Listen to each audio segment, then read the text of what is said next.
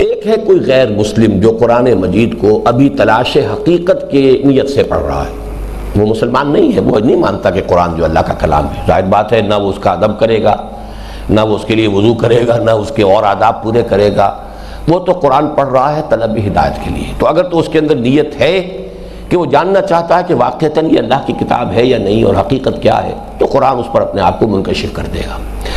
ہم جو بحث کر رہے ہیں اس وقت ان لوگوں کو جو مانتے ہیں کہ یہ اللہ کا کلام ہے۔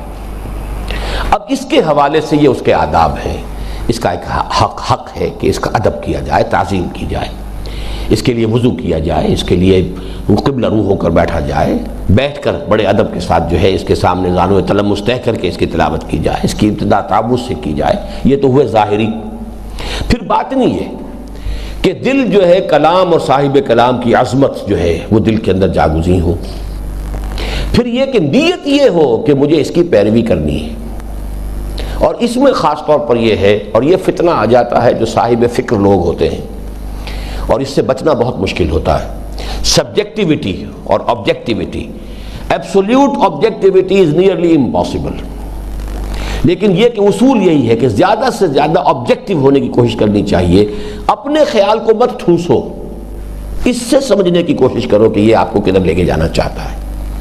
تو یہ اصل میں شعوری طور پر، ورنہ یہ کہ فرض کیجئے میں نے کوئی نظریہ بنا لیا ہے، اب وہ نظریہ بنا ہے کسی اور حوالے سے، صغرا کبرا کوئی اور ہے، اب میں قرآن پڑھ رہا ہوں کہ مجھے اس کے لیے دلیل مل جائے، وہ اصل میں بالکل غلط ہو جائے گا۔ پھر قرآن مجید جو ہے اس کو ہدایت نہیں دے گا، بلکہ یضل بہ کثیرا ویہدی بہ کثیرا۔ ہو سکتا ہے اس کے غلط کسی نظریے کے لیے قرآن مجید ہی دلیل دے دے، جاؤ دفع ہو جاؤ، لو یہ دلیل، اس لیے کہ قرآن کے الفاظ ہیں یضل بہ کثیرا ویہدی بہ کثیرا۔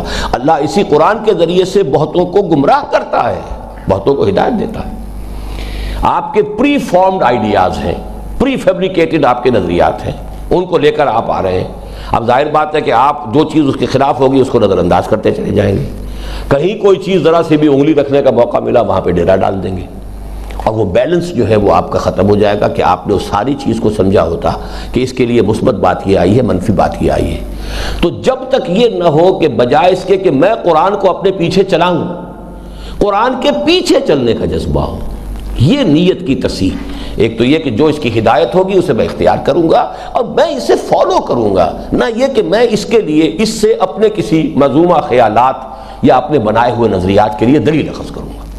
تو یہ چیزیں ہیں کہ جو اس کے ظاہری اور باطنی آداب ہیں۔